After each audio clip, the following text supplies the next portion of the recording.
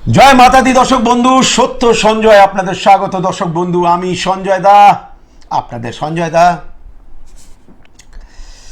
তো ভাই और कुछ नहीं, তো সঞ্জয় দার পাঞ্জাবির একটু তারিফ করে দেবেন একটু মেসেজ পাঠিয়ে। তা দর্শক বন্ধু, আজকের অনুষ্ঠানের বিষয় হলো যে আমরা এমন এমন একটা সমস্যার সঙ্গে আমরা জড়িয়ে গেছি।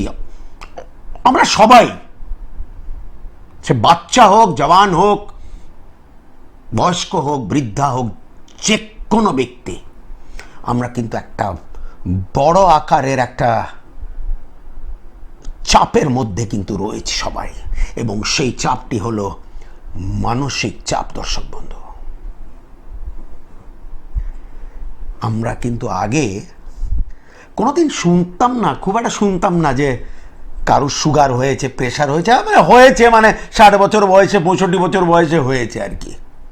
কিন্তু এখন শুনি ইয়ং ছেলে মেয়েদের সুগার হয়ে গেছে, প্রেশার হয়ে গেছে, থাইরয়েড হয়ে গেছে, প্রায় কিন্তু শোনা যায়। আমি অবাক, এই রোগগুলো তো আগে ছিল না ভাই। মানে আমরা যখন ছোটবেলায় ছিলাম তখন তো মোটেই ছিল না। খুব কম শুনতাম মানুষের মুখে যে ভাই আমার সুগার আছে, আমি মিষ্টি খাবো না।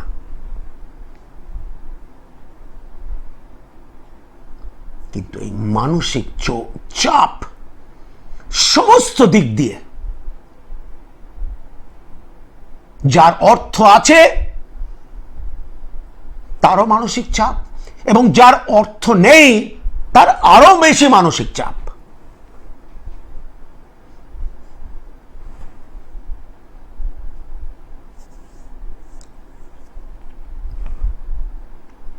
মানুষ ঠিক মতো খেতে পাচ্ছে না, ঘুমোতে পাচ্ছে না, মোট কথা আর শান্তি বলে কিছু নেই। কে আমাকে সেদিন বলছিল যে দাদা, আপনি যে কোনোভাবে আমাকে শান্তি পাইয়ে দিন। আচ্ছা, আমি সমস্ত কিছু হয়তো চেষ্টা করতে পারি আপনাকে পাইয়ে দেওয়ার জন্য, কিন্তু শান্তি আপনি এক জায়গায় পাবেন, নিশ্চয়ই পাবেন আপনি শান্তি জীবনে। হয়তো জীবিত অবস্থায় পাবেন না, শ্মশানে নিশ্চয়ই পাবেন আপনি। আমি তাকে বললাম যে শান্তি বলে যদি কিছু আছে তাহলে সেটা শ্মশানেই শেষ পর্যন্ত আপনি পাবেন।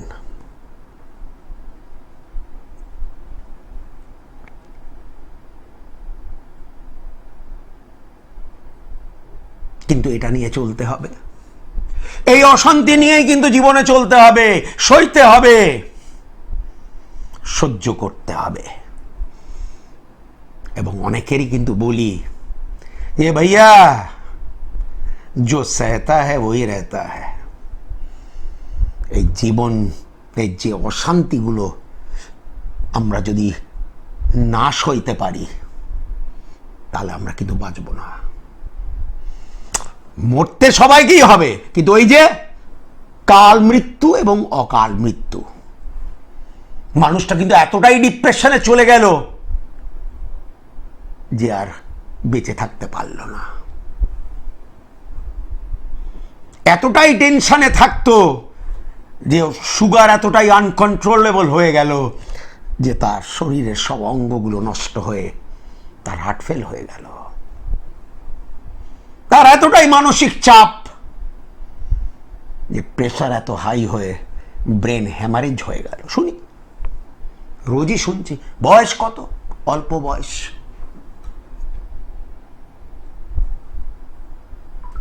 অনেক কারণ আছে,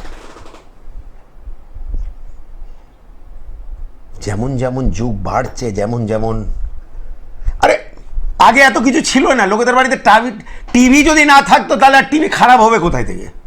এসি যদি না থাকে তাহলে এসি খারাপ হবে কোথায় থেকে? আরে হাতে যদি ফোন না থাকলে ফোন খারাপ হবে কোথায় থেকে? সে যাদের বাড়িতে ফোন থাকতো তাদের খারাপ হলে তারা ফোন করতে করতে থাকতো, কমপ্লেন করতে করতে থাকবো, বলতো যে ঠিক আছে যেদিন হবে হবে, দেখা যাবে। কিন্তু আজকে তো ভাই ছোট ছোট ব্যাপার নিয়ে কিন্তু মানসিক চাপ। দাদা আমার ফোন হারিয়ে গেছে, দাদা আমার ফোন থেকে সমস্ত কিছু ডিলিট হয়ে গেছে, ফোনটা কিন্তু কি জানি মানে ছোট্ট কথা বললাম, আরে আগেও তো জীবন চলতো। হ্যাঁ ঘটনা, আমি বলছি না যে ফোনের প্রয়োজন নেই, নিশ্চয়ই এটা ছাড়া আজকের ডেটে জীবন চলবে না, কিন্তু এই যে মানসিক চাপ, সমস্ত দিক দিয়ে মানসিক চাপ, এর কিন্তু কোনো শেষ নেই। একটা মন, মানুষের মন কতটা নিতে পারে, তার শরীর কতটা নিতে পারে। ছোট ছোট বাচ্চার উপরে পড়াশোনার চাপ, কলেজ অ্যাডমিশন, বেসিক এডুকেশন, উচ্চ শিক্ষা, কি মানে ঝামেলার কোনো শেষ নেই। মানে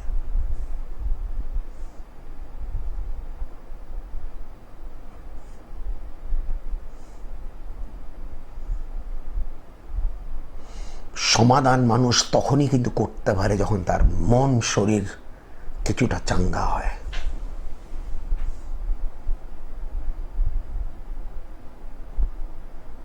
আর একটা বাচ্চা একটু যদি মনের দিক দিয়ে একটু সুস্থ থাকে, শরীরের দিক দিয়ে সুস্থ থাকে, তখনই তো সে মনোযোগ দিয়ে লেখাপড়া করবে, বা একটা মানুষ চাকরি করবে, বা একটা মানুষ ব্যবসা করবে, বা একটা গৃহিণী সংসার চালাবে।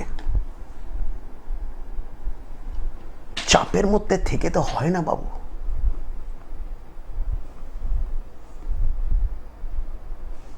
এবার আপনি বলবেন যে সঞ্জয় দা, এই মানসিক চাপ, এই ব্যাপারটা কি? হোয়াট ইজ দিস মানসিক চাপ? এটা কি ক্ষতি করতে পারে আমাদের? শরীর তো বটেই, বর্তমান সময় তো বটেই, তার পাশাপাশি ভবিষ্যৎ। নিজে আমরা যদি ভালো না থাকি, তাহলে অন্য কাউকে, বাকি সদস্যদের আমরা কিভাবে ভালো রাখবো বলুন?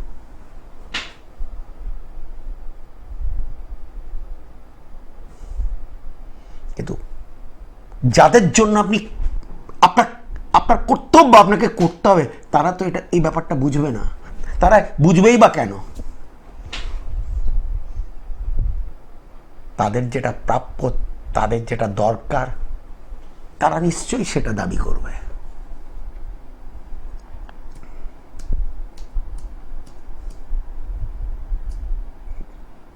অর্থনৈতিক চাপ মানুষকে কোথায় নিয়ে যায়?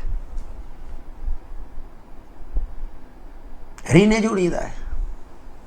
আমার কাছে কত লোক এসে বলেছে, দাদা আমি কিন্তু মাইনে খারাপ পাই না, কিন্তু যা মাইনে আমি পাই সমস্ত কিছু আমার লোন শোধ করতে কিন্তু আমার চলে যায়। বহুত লোক বলেছে, আমার কাছে টাকা থাকে না দাদা। ব্যাংকে কর্মচারী পর্যন্ত আমাকে এসে বলেছে। বাস এমনভাবে জড়িয়ে গেছে অর্থনৈতিক দিক দিয়ে।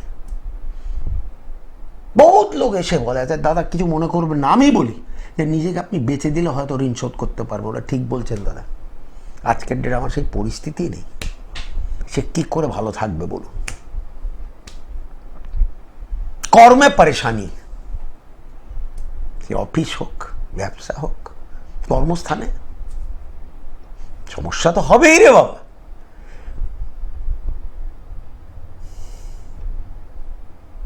কিন্তু সেটাকে তো ডিল করার একটা শক্তি, একটা বল, একটা মানুষ কথা যাদের আছে তারা এগিয়ে যায়, আর যাদের নেই তাদের সমস্ত কিছু থেকেও কিন্তু তারা পিছিয়ে থাকে। কপালের দোষে কি আমরা বলি না? কপাল ব্যাপারটা আমরা বলি কি বলি না?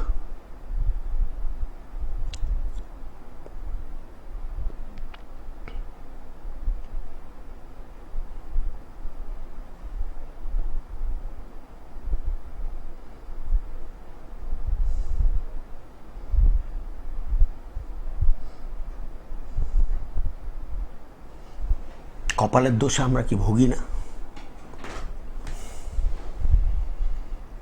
ভালো ভালো লোক, দাদা সময়টা ভালো যাচ্ছে না। কি হয়েছে বলুন তো সঞ্জয় দা? কোনো কিছু কোনো দিক দিয়ে হচ্ছে না। চেষ্টা করে যাচ্ছে, আমি বলি চেষ্টা কি, চেষ্টা কে না করে? রাস্তা দাঁড় করিয়ে যে কোনো লোককে জিজ্ঞেস করুন, সে ছেলে হোক মেয়ে হোক, ভদ্রলোক ভদ্রমহিলা হোক, দাদা আপনি চেষ্টা করছেন? বলে হ্যাঁ চেষ্টা করছি। সবাই চেষ্টা করে। আর চেষ্টার উপরে যদি সুফল হতো তাহলে কারোরই জীবন ব্যর্থ হতো না, কারোরই সমস্যা থাকতো না, কারোরই না।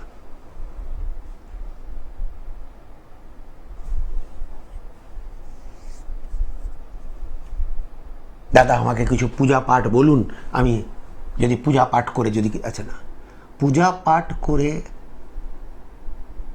হয়তো আপনি মনের দিক দিয়ে শান্তি পাবেন, কিন্তু সমস্যার সমাধান হবে না।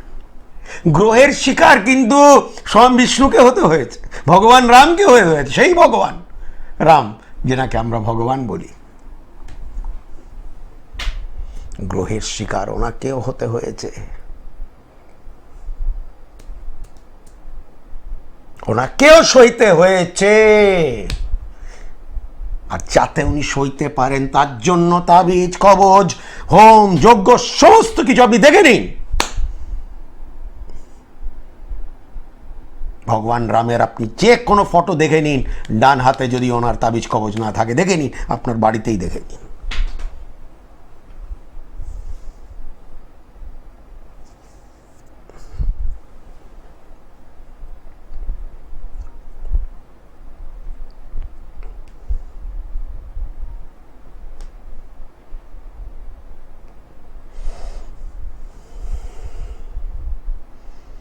মানুষ বিয়ে করে অগ্নিকে সাক্ষী রেখে শান্তি পাওয়ার জন্য, সহযোগিতার জন্য,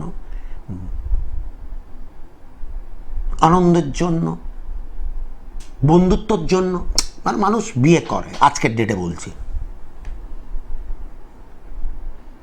নাকি মানসিক চাপ বাড়ানোর জন্য? কোনটা? তাই তো দেখছি ঘরে ঘরে অশান্তি, মানে সব ঘরে বলছি না, কিন্তু 90%।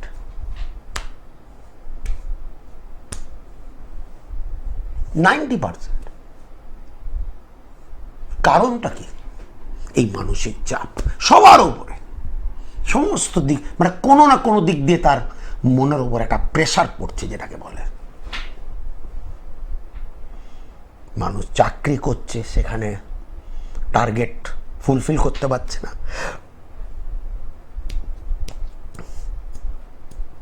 ভালোবাসার মানসিক চাপ তো আমি ছেড়েই দিন, আমি সেই ব্যাপারেই ঢুকছি না। সেই জ্বালাটা তো নিশ্চয়ই তারা বোঝে, সেই প্রেমিক প্রেমিকারা বোঝে যাদের এই প্রেমের জ্বালায়, যারা মানসিক চাপের মধ্যে রয়েছে, একমাত্র তারা বুঝতে পারে।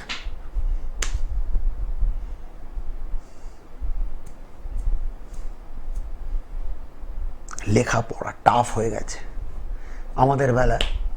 আরে ফার্স্ট ডিভিশন মানে 60%, মানে মা পুরো পাড়ায় রসগোল্লা ডিস্ট্রিবিউট করতো, ছেলে ফার্স্ট ডিভিশনে পাস করেছে। আজকে বলুন ফার্স্ট ডিভিশন কি মানে, তার কি মূল্য? কিছু নেই। অনার্স গ্র্যাজুয়েট এসে বলছে সঞ্জয়দা 6,000 টাকা মাসে চাকরি যদি আমার হয়ে গেলে আমার হয়ে যায়। অনার্স গ্র্যাজুয়েট, কমার্স নিয়ে গ্র্যাজুয়েশন করেছে।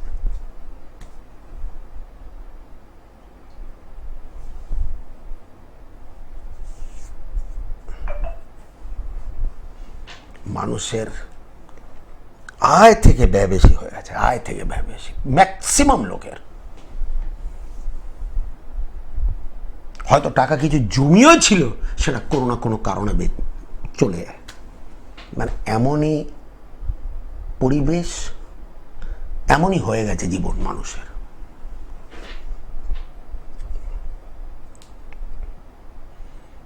আমি সবসময় বলি একটাই কথা, মন, কথাটাই আছে, মনই কিন্তু সব। এই মনটাকে কিন্তু বলে মনের জোর, ওই মনের জোর। যাদের আছে আপনি দেখে নিন, সে নামি দামি লোকের আপনি গল্প দেখে নিন, আপনি বুঝতে পারবেন তাদের মনের জোরই তারা এগিয়ে গেছে, আর কিচ্ছু নেই তাদের মধ্যে। তারা হয়তো দেখতে আহামরি নয়, তাদের হয়তো কোয়ালিফিকেশন আহামরি নয়, তারা হয়তো আপনাদের থেকে বেশি সাধারণ, অথচ তারা আপনাদের থেকে অনেক এগিয়ে গেছে। এই মনই সব।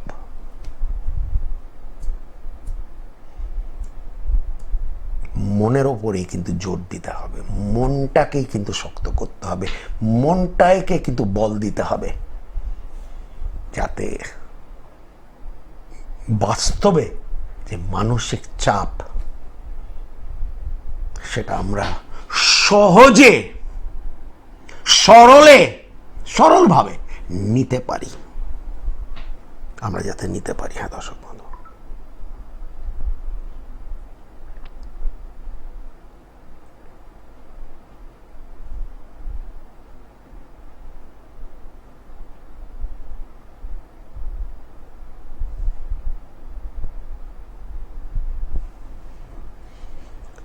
হ্যাঁ দর্শক বন্ধু, জ্যোতিষশাস্ত্রের মধ্যে সেই জোর আছে, ছিল, আছে, থাকবে। জ্যোতিষশাস্ত্র বলে না, আমি বলি, আমি জ্যোতিষী হয়ে বলি, জ্যোতিষী ভুল বলতে পারে কিন্তু জ্যোতিষ শাস্ত্র ভুল বলে না। শাস্ত্রটা নিখুঁত, একেবারে নিখুঁত।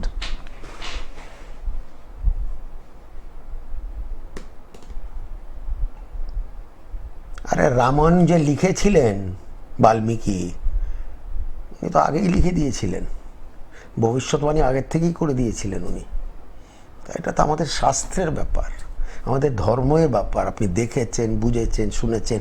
বলি তো সবসময় যে নিজের বাড়িতে যে দেবী দেবতা আদৌ যদি মানে যে কোনো রয়েছে, তাদের হাতে দেখুন, তাদের হাতে দেখুন। তখন তো হয়তো আংটি করে কেউ পড়তো না, কিন্তু হাতে মোটামুটি আমার মনে হচ্ছে 99.9% দেবী বা দেবতা তাদের প্রতিকার রয়েছে। তো যদি ভগবানদের যদি প্রতিকার প্রয়োজন থাকে, তাহলে আমরা তো চিন্তা ভাবনার কথা। আমি এখানে এটা এই কারণে আপনাকে বলছি না, আপনার আমাকে ছুটে আসুন না, আপনারা অনেক ভালোবাসেন আমাকে, বেসেছেন, এতটা ভালোবেসেছেন যে আমাকে প্রত্যেক সপ্তাহে জামা নতুনই পরে আমি কিন্তু আসি, আজ 25 বছর ধরে। আপনাদেরই ভালোবাসা, এগুলো আপনাদেরই দেয়া, যে জায়গা আপনারা দিয়েছেন সঞ্জয় দাকে। আমি সবসময় বলি, মাতাজির পর যদি আমি কারো কাছে ঋণী, সেটা হলো আপনারা। বিশ্বাস করুন, এই মিথ্যে কথা বলি, ঠাকুর আমাকে তুমি শাস্তি দেবে তার জন্য। আপনারা সেই জায়গা আমাকে দিয়েছেন, এখনো দিয়েছেন। এটা মানে আমি হাত জোড় করে, মাথা নিচু করে আপনাদের কাছে সত্যি বলি, আমি আপনাদের কাছে ঋণী।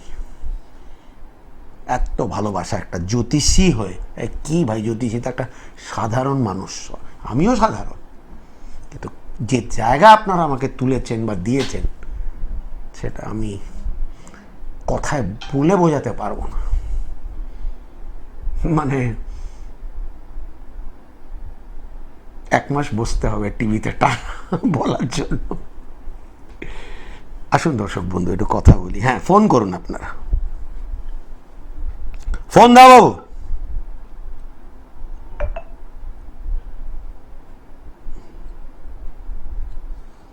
আওয়াজ করছে।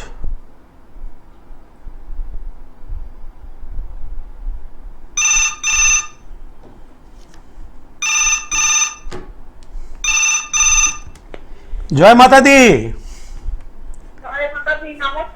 হ্যাঁ নমস্কার, কোথা থেকে বলছেন এবং কে বলছেন? আচ্ছা, কার সম্বন্ধে জানবেন? আমার সম্বন্ধেই জানবো। নাম কি? মধুমিতা ব্রহ্মচারী। আচ্ছা, মধুমিতা তোমার জন্ম তারিখ বলো বাবু। 1985 8ই মে। 8ই মে 1985। সময় যদি বলো মধুমিতা। 7:10, সন্ধ্যা 7:10। সন্ধে 7:10। আর জন্মস্থান কোথায়? গ্রামের বাড়িতে। হ্যাঁ, গ্রামের বাড়িতে। আরে গ্রাম কোথায়, বাড়ি কোথায়? তো কোনোটা একটা জায়গায়, কোন জেলায়? বর্ধমান জেলায়? নিত্যানন্দপুর, গ্রাম নিত্যানন্দপুর। জেলা বলো। বর্ধমান। আচ্ছা, সেটা বলো।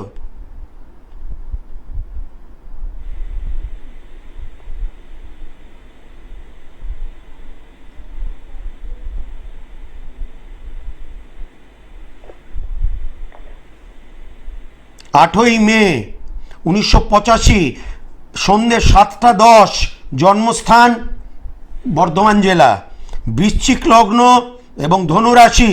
বৃশ্চিক লগ্ন, ধনুরাশি। দাঁড়াও একটু, শনির কি অবস্থা দেখি। শনি কিন্তু বক্রি। চতুর্থপতি, যেন মন বলছে বাড়ি তোমাদের নিজেদেরই বাড়ি, হয়তো একটু পুরনো হতে পারে। আছে কি? হ্যাঁ, পুরনোই বাড়ি। হ্যাঁ, ঠিকই বললাম। আরেকটা কথা, তুমি কি তোমার মা বাবার একমাত্র সন্তান নয়? না না, 2 দাদা আর আমি। আমি সেটা জানি কি? না না, আমি জানি না। সপ্তমপতি, দাঁড়াও একটু। শুক্র শুক্র শুক্র শুক্র। এই বয়সে আমাকে একটা প্রশ্ন করতে হচ্ছে মধুমিতা, বিবাহ হয়েছে তোমার? হ্যাঁ হয়ে গেছে। ক বছর হলো? এই গ্রামের বাড়িতেই হয়েছে, অন্য জায়গায়। আরে ক বছর হলো বিয়ে? 24 বছর। 24 বছর বিবাহ হয়েছে। দাঁড়াও,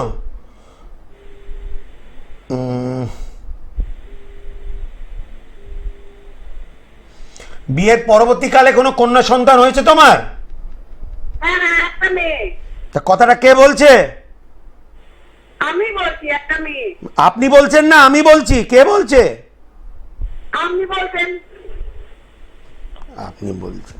বলো, কি প্রশ্ন আছে তোমার? হ্যাঁ, আমার একটু সংসারের বিষয়ে আমার একটু খুব যাচ্ছে, সেটা জানতে চাই, ক্যারিয়ার হিসেবে জানতে চাই আমার। না না, ওইসব অত কিছু বলা যাবে না। কেরিয়ার হিসেবে মানুষের কি, তুমি কেরিয়ার হিসেবে কি জানতে চাইছো বলো? আমার একটু সংসারের জানতে চাই, সংসারটা কেমন হবে। সংসার না, সংসার খুব একটা সুখময় তা কিন্তু নয়। আছে কি? না না, সুখ নেই। এটা কোনোদিনই ভালো হবে না, কোনোদিন নয়, কোনোদিন ভালো হবে না। 24 বছর পরে আজকে আমাকে এই কথা জোর গলায় বলতে হচ্ছে, সাংসারিক জীবন তোমার মোটেই কিন্তু সুষ্ঠু নয়। আছে কি? না না না, নেই। হ্যাঁ, বাস। আর বলো, আর কি জানতে চাও বলো? বলছি, কি কোনো কিছু করা যাবে না? এখন ফোনের ওপরে, টিভির পর্দায় কিচ্ছু করা যাবে না। তার জন্য এসে কথা বলতে হয় জ্যোতিষ চেম্বারে, এক। আর নয়তো ভিজিট জমা করে ভিডিও কলের ওপরে বিচার করিয়ে প্রতিকার করাতে হয়, তাহলেই ঠিক হবে। নইলে জন্মে কোনোদিন ঠিক হবে না। 24 বছরের পরও এই কথাটা বলে দিলাম। যাও। আচ্ছা আচ্ছা, ধন্যবাদ। সব প্রতিকার ফোনের ওপরে দয়া করে জানতে আমার কাছে চাইবেন না। এখানে প্রতিকার ডেলি ফোন দেখি তো, 1000টা মানুষ সবাইকে কোটিপতি বানাতে চলেছে এই যে ফোনের ওপরে। আপনি এটা করুন, এই নম্বর লিখুন, কোটিপতি হয়ে যাবেন। অমুক জিনিস করুন, কোটিপতি হয়ে যাবেন। দিনে 1000টা লোক সবাইকে কোটিপতি নাকি বানাতে চলেছে। মানে আপনারা বুঝুন এবার। আমি বলি না, আমি কোনোদিন বলিনি। তার জন্য আজকে আমি এখানে এত বছরের পর। জয় মাতা দি। হ্যাঁ নমস্কার দাদা, জয় মাতা দি। জয় মাতা। কোথা থেকে বলছেন এবং কে বলছেন?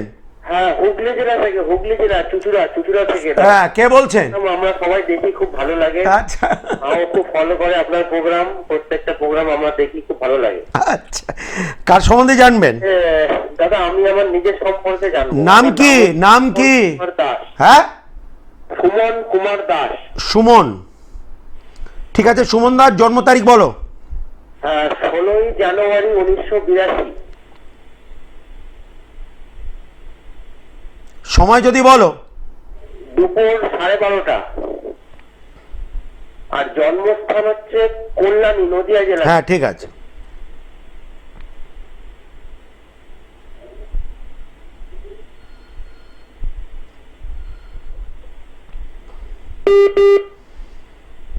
বিরাশিতে জন্ম, 16ই জানুয়ারি 1982, দুপুর 12:30, জন্মস্থান নদিয়া। হ্যাঁ, দুপুর 12:30। এক মিনিট। মেষ লগ্ন এবং কন্যা রাশি, মেষ লগ্ন কন্যা রাশি, দাঁড়াও একটু। চতুর্থপতি দেখি একটু,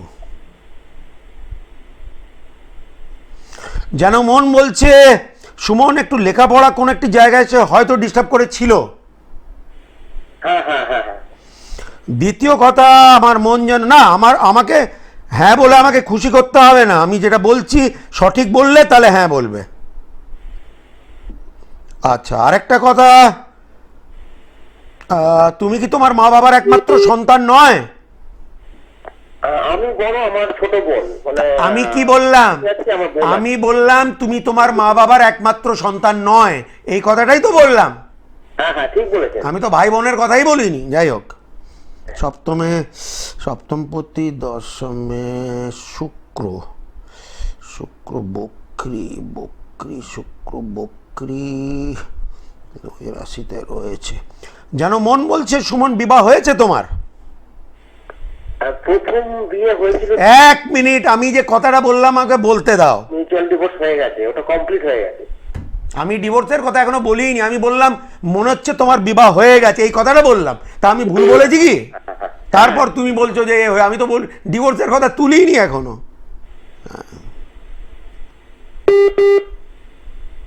এবার দাঁড়াও একটু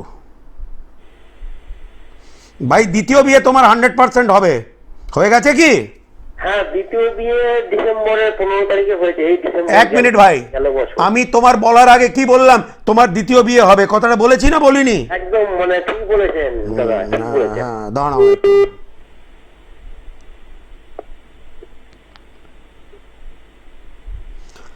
কিন্তু তোমাকে নিজেকে ভাই একটু ঠিক করতে হবে, কিছু মনে করো না বাবু, কেননা মানে বিয়েটা টিকিয়ে রাখার জন্য নিজেকে একটু পাল্টাতে হবে, নিজের মানুষ কথাটা একটু পাল্টাতে হবে। সুমন, কিছু মনে করো না, আমি এই কথাটা বললাম, তোমার দাদা হয়ে বলেছি আমি। একদম দাদা। হ্যাঁ, এক এক সময় তুমি একটু অবাস্তব হয়ে যাও, এবং এক এক সময় মানে তোমার কথাগুলোর কোনো মাথা মানে তুমি যেটাকে ঠিক মনে করলে তো সেটা ঠিক নয় রে বাবা। তোমার সামনে যে রয়েছে তাকে তো তোমার কথা তাকেও তো নেবার কথা আছে, মানে তোমার কথা যাতে সে নিতে পারে, তোমাকে তো সেই ধরনের আচরণ করতে হবে, তাই তো? একদম ধ্যান রাখবে বাবু, নইলে আরো কষ্ট আছে এরপর। সন্তান ভাগ্য আছে তো। হ্যাঁ, দাঁড়াও একটু দেখে নিচ্ছি আছে কি নেই, সেটাও দেখে নিচ্ছি। 100 বার আছে, 100% আছে। আর সঞ্জয় দা, বলছি আমি বিদেশে কাজ করতাম, বিদেশে হোটেল ম্যানেজমেন্ট করেছি তাড়াতাড়ি কলকাতা থেকে। এক মিনিট দাঁড়াও, বিদেশে কাজ করতে আবার তুমি হোটেল লাইনে। এক মিনিট দাঁড়াও, আমি জবাব দিচ্ছি। আবার তোমাকে বাইরে যেতে হবে, তুমি বাড়িতে থেকে বিশেষ কিছু করতে পারছো না, পাচ্ছ কি? একদম নয়, কলকাতায় মন বসছে না। আবার তোমাকে যেতে হবে, আবারও যেতে হবে। মনে হচ্ছে চেষ্টা তুমি করছো, কিন্তু এই বছরে হয়তো নাও হতে পারে, সামনে বছরে 2027-এ নিশ্চিত তুমি বিদেশ আবার যাবে।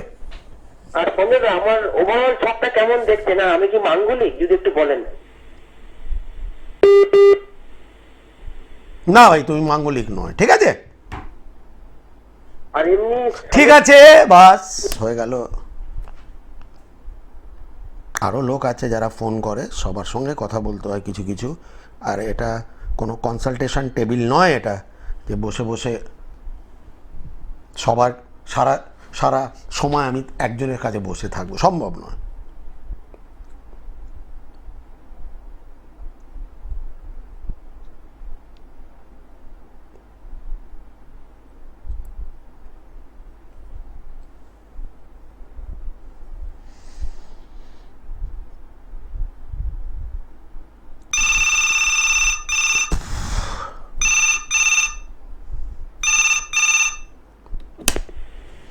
জয় মাতা দি।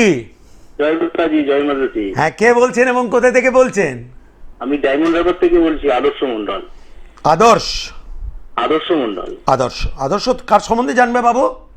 আমার সম্বন্ধেই জানো। জন্ম তারিখ যদি বলো বাবু। 29/8/1997। 29/8/97। 1997। আচ্ছা, সময় যদি বলো। দুপুর 12টা। আচ্ছা, শুক্রবার।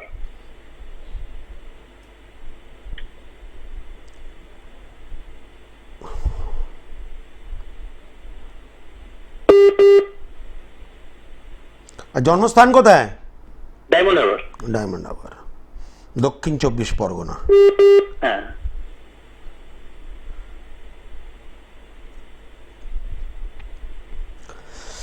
আদর্শ, আদর্শ তোমার ছক এসছে বৃশ্চিক লগ্ন এবং তোমার হলো কর্কট রাশি, ঠিক বললাম? হ্যাঁ স্যার, সন্ধ্যে। দাঁড়াও দাঁড়াও দাঁড়াও দাঁড়াও দাঁড়াও,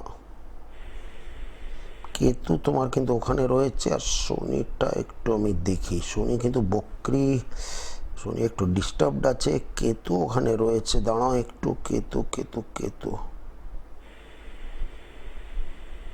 আমার মন যেন বলছে আজকে ডেটে তোমার কর্ম কিন্তু ওই ডায়মন্ড হারবারে থেকেই হচ্ছে, তাই তো? একদম একদম ঠিক। ঠিক, হ্যাঁ বাবু, ওখানেই থাকতে হবে, এই ডায়মন্ড হারবারেই তোমাকে সারা জীবন কাটাতে হবে, প্রথম কথা। দ্বিতীয় কথা, আমার যদ্দূর মন বলছে এখনো তেমন কোনো সরকারি সংস্থার সঙ্গে যুক্ত হওনি। না না না, ঠিক বললাম? ঠিক, একদম ঠিক। হ্যাঁ, দাঁড়াও দাঁড়াও, মঙ্গল আর শুক্র, শুক্র দেখি ভাই কি অবস্থায়।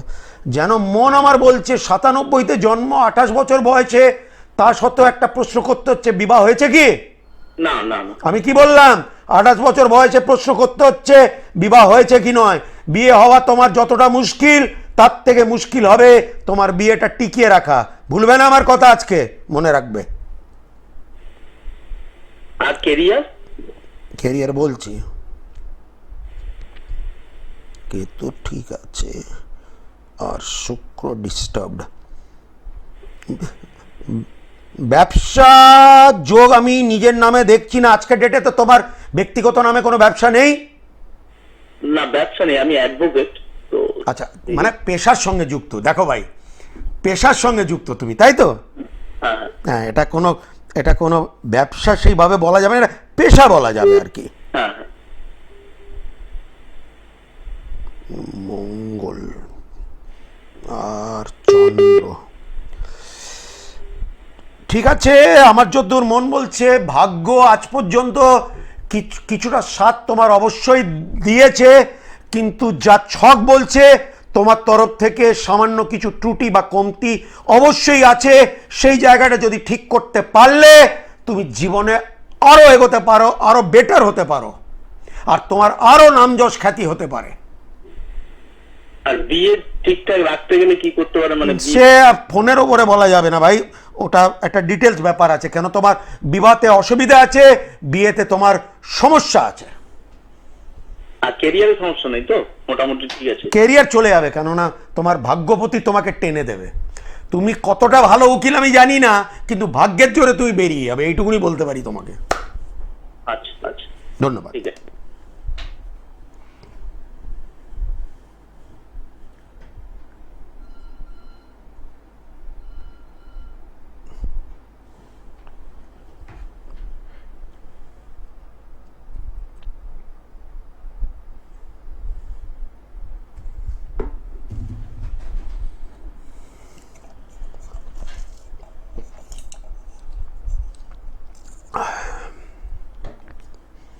যা গরম পড়েছে, এটাও সইতে হবে। ঠান্ডা গরম নিয়েই তো জীবন, ভালো মন্দ নিয়েই তো জীবন। কিন্তু হ্যাঁ, মনের দিক দিয়ে দরকার, প্রয়োজন স্থিরতা, দরকার মনের জোর। মন যাতে ঠিক থাকে মানুষের, বাস मेरा बोलते हैं ना मानसिक संतुलन सही रहना चाहिए বাস। যতই বিপদ আপদ হোক মানুষ কিন্তু মনের দিক দিয়ে যদি ভেঙে যায়, কি কতক্ষণ, ও সেরকম কিছু নেই তো, হ্যাঁ 2 মিনিট, ও আচ্ছা ঠিক আছে, আর ফোন কিন্তু দেবে না। সময় যখন বলছো হয়ে গেছে তাহলে তো ভাই যেতে হবে, ভালো জিনিসের সবসময় একটা শেষ আছে। সত্য সঞ্জয় অনুষ্ঠানেরও শেষ আছে, তো আজকের শেষ আছে, আবার এই অনুষ্ঠানটা চলবে রাত্রেবেলা, আবার কালকে চলবে, আর রোজই তো চলে 45 মিনিট করে দিনে 4 বার এই চ্যানেলে। তো সেই জায়গায় আপনারা সঞ্জয়দাকে জানি যে আপনারা দেখেন, সে টিভিতে হোক, ফেসবুকে হোক, ইউটিউবে হোক, ইনস্টাগ্রামে হোক, সঞ্জয়দাকে আপনারা আপনাদের হাতে ছাড় নেই। মানে আপনারা সঞ্জয়দাকে নিয়ে চলেন, এটা আমার ভিউজ বলছে, আমি বলছি না। যে ভালোবাসা আপনারা পাঠান, যে থামস আপ আপনারা পাঠান, সেটা আমি বলছি, সেটা দেখে মনে হচ্ছে যে সত্যি बहुत बहुत बहुत बहुत ধন্যবাদ সবারকে। মেরা আমি বেশি বললে আমার চোখ থেকে জল পড়বে, কাজে আমি বলতে চাই না, যে ভালোবাসা এবং যে জায়গা আপনারা সঞ্জয়দাকে दिएছেন। तो माता रानी का 2 शब्द करके आज का प्रोग्राम जो है वो खत्म हुआ। माया आजा तेरा संजय बुलाए तुझे, दर्शन को जैसे ते माँ माँ माँ ओ मेरी माँ। जय माता दी।